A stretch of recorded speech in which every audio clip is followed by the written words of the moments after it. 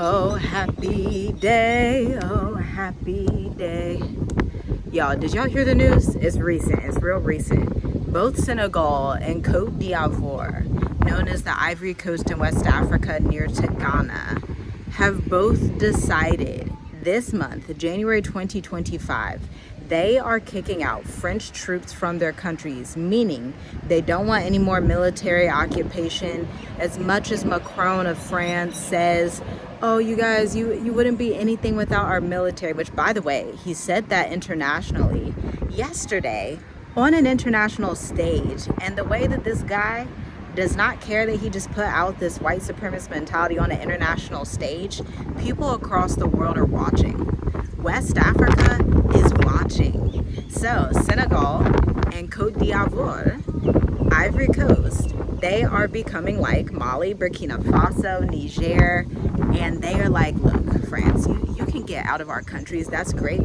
Had a great time under your colonization. Great. It's time to move on. You got to get out. And we're going to charge you the proper fees for the resources that you have been trying to steal from us for decades. So now you're going to get the proper fees on that. You're not just going to rape all our resources, and our electricity is going to be for our citizens, because, by the way, France literally extracts a lot of the electricity out of these West African nations, i.e. Burkina Faso, Mali, Niger. And so Senegal and Ivory Coast being the next ones in this development, just coming out 9 days into 2025 this year, is starting off as a banger for Africa.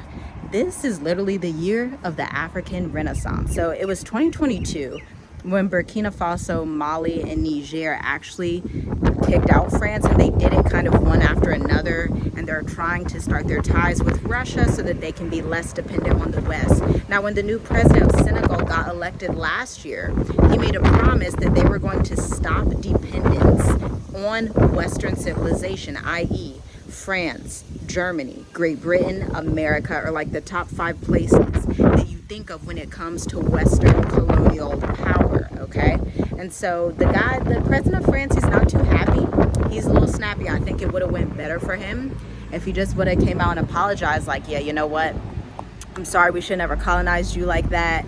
We should have been behaving like that, you know? Is there any way we can save the relations? But this guy, he literally goes on, and I'll link it down below. You can find it on First Post, which is an international news channel. He literally goes on the international stage. And what does he say? These African nations have an ungrateful disease in them. If it wasn't for our French military, he said they wouldn't even be nations today. And you just wonder, you're like, so what about some of the ancient kingdoms in West Africa, like the Mali kingdom, Songhai, ancient Ghana? What about Timbuktu? None of those were a thing before you?